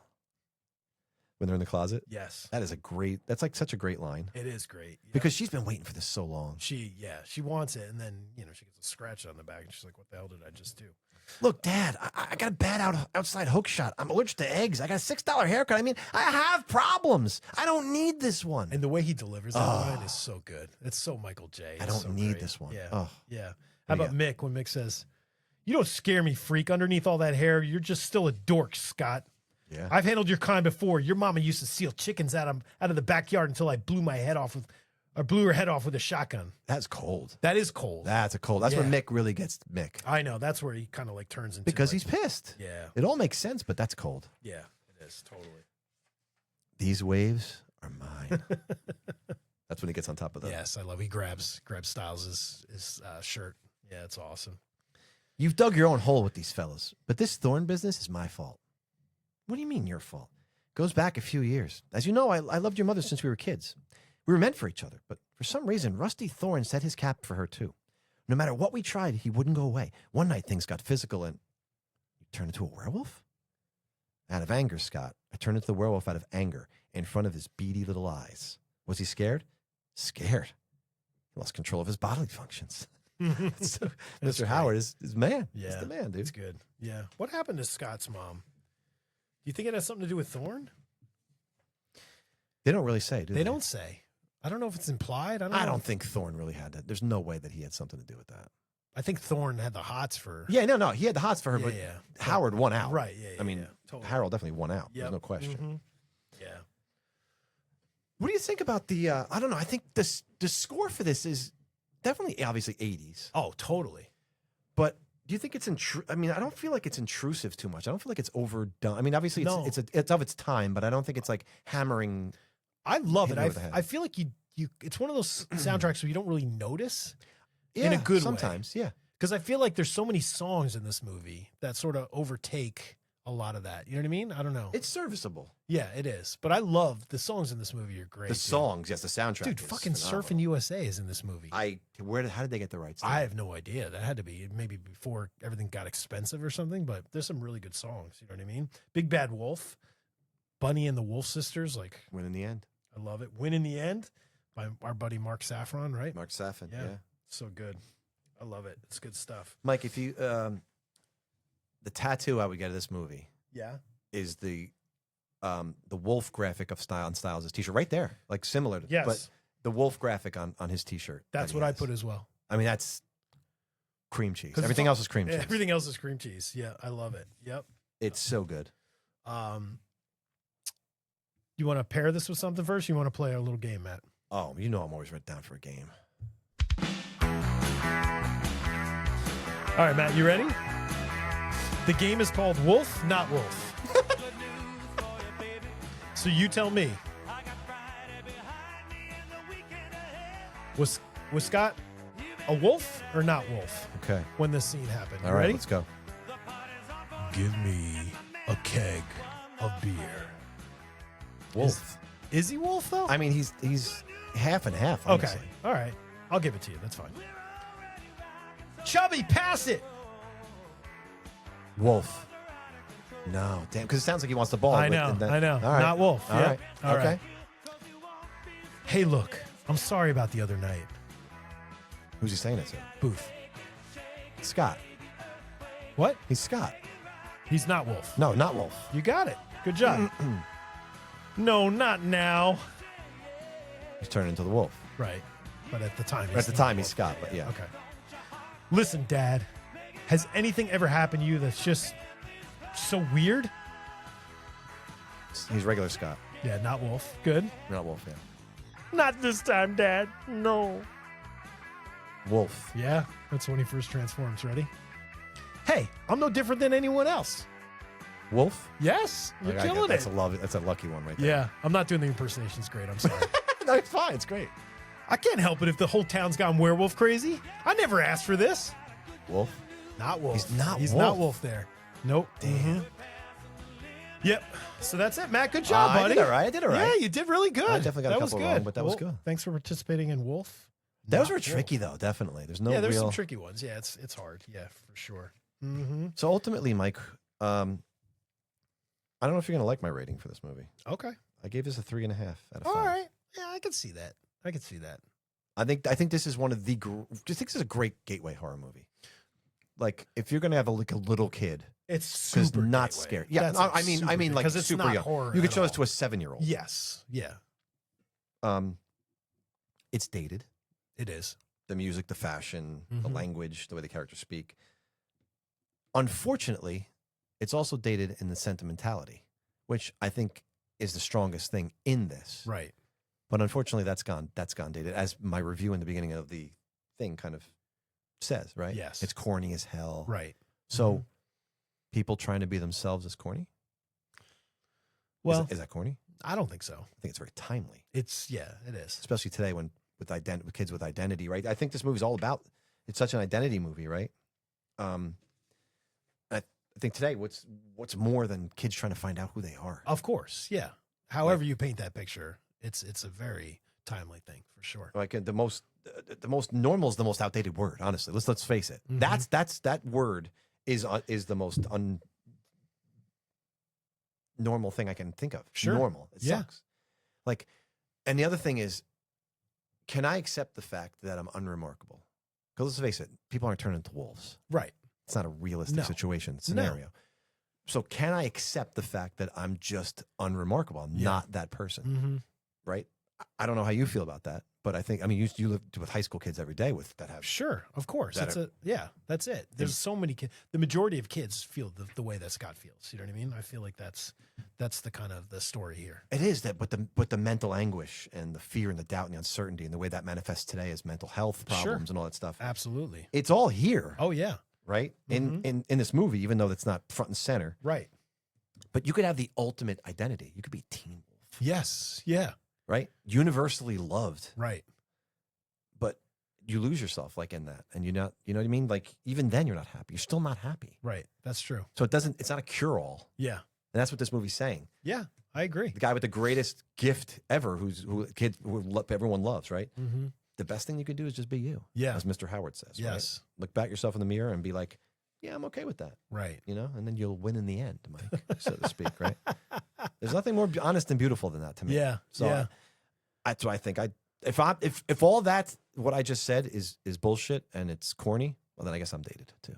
No, it's okay. Just date me too then. It's funny, like as you were talking, I was thinking about changing my score, but I'm going to stay with it. I am. I give this a 4 out of 5. Why were you going to change it to? I was going to change it to like a 3.75 or something. I don't know. But yeah, I just thought like, but for me, it's the nostalgia part of this movie, seeing this movie in theaters and just being blown away. You know, this is, I saw this after Back to the Future, so I was obsessed with Michael J. Fox, obviously. Of course, yeah. So this is the movie, you know, Back to the Future brought me to this movie. Yeah. But just being a lover of paranormal and horror and stuff, like this was definitely a gateway for me to see Michael J. Fox play this character and in such a lighthearted, loving way, you know? Yeah. And the way he played it as like it felt like a real teen and it felt like me. Like I was like, I'm him. You know what I mean? I'm not a werewolf, but that's him. That's the magic trick. I want the popular girl. I want this. I want that. I want to be invited to a party. I want all this stuff. Yeah. And I think that's what really grabbed it for me and gave me this sort of feeling that stayed with me all these years, you know? So for me, it's a movie I could watch at any time, you know? Is there a specific time where you watch it or no? No. Okay. No, it's not like I have to watch it during basketball season, kind of like we're doing now. No, thematically it would be cool to do that. It's any time for me. It really is. It's one of those films. So I agree. I think that says a lot, you know, for me. So I agree. 4 out of 5 for me, Matt. Yeah, well, I was at 3.5, so I was right by you. Yeah. So what are you going to pair this with, man? I had two interesting things. I always try to throw some literature in here now too, but the Metamorphosis by Franz Kafka is like a salesman dude wakes up one morning and he's like a giant insect. Yeah. It has like the alienation and identity issues that I think this does. So it's an interesting old text.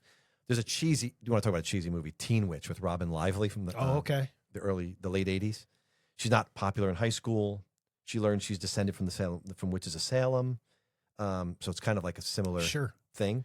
At first, she uses them to get back at the girls, right? She's using them for the wrong reasons, her powers, right? But then she doubts whether it's right to cheat her way to popularity. So again, very similar themes. But the one I really want to pair this with is Buffy the Vampire Slayer from 1992. Okay, cool. Like that makes sense. High school cheerleader. I love it. Discovers her destiny as a Slayer. Balancing her typical teenage life with a newfound destiny. It. Yeah, yep, exactly. Blend of horror, comedy, supernatural, teen drama. Great double with you. Yeah, that's great. What do you got? I got Spider-Man. Oh, okay. Not only because of the quote, but I just really think this is you started off by movie. saying that. It's a superhero movie. It really is. And I feel like if you think about Tobey Maguire in the original Spider-Man movie, it's very similar. With great power comes great responsibility. Yeah, it's very Scott Howard. He's like, gets these powers and he doesn't know what to do with them, and he's sort of reluctant and absolutely takes it a little too far, and realizes, hey, I need to do this for good. You know what I mean? So I'm doing it with Spider-Man, which I think is which would be a fun pair. And it doesn't have a classic training montage the way that does, but his training montage is kind of like the bowling scene. Yeah, and the scenes where he's trying to find perfect his powers, if you will, right? Yeah. So, yeah, it's great. Yeah, Matt, we're gonna go to the movies tonight, right? I think so. I have something to talk to you about. Matt, like, sometimes when we go to the movies, you order a lot of snacks and food. And sometimes when you eat those snacks and food, you eat them kind of loud and fast. And it kind of grosses me out. So maybe tonight, you could slow down a little bit, maybe close your mouth just a little bit, so I can enjoy the movie. What do you think? I will do that, Mike. I'm sorry. I'm so sorry. You really don't do that. I'm just kidding, Matt. I'm good with chips, though. You are loud on the phone. I am with loud chips. on chips. Yes, totally. That's great. So guys, did you catch the clue to what the next movie is? There were 2 or 3 of them. There was. So if you did, you can message us on Instagram. You can email us at aloneinthedarkpodcast@yahoo.com. And if you do, as long as you're in the U.S., I should have said that at the beginning, but you will get this Alone in the Dark podcast, West Coast video style trucker hat. It's yours, okay? So do that. And check us out on Patreon, right, Matt? Yes. We're getting ready to do our Gonna Teen Wolf. Gonna crank it out right now. Yeah, the Teen Wolf premiere episode of the animated series there. It's going to be super fun. And what else, Matt? What else do you want to say to everybody? Anything exciting? I can't wait. We're back in it, dude. We're here. Yeah. We got some Chubbs going on. Ready for the next adventure. That's it. So we will see you guys over in March, okay? All right. Enjoy it. Take care, guys. Bye. Just like that, you pull rabbits out of your hat. You're like a charm that even wizards can't explain. How you make rainbows from a single drop of rain. Who can say it's a trick you learn how to play? When you're shooting for the moon and finally make it, there's a lucky star shining on you. The candle on the cake is yours, so take it. Make another wish, it's sure to come true. Isn't that the way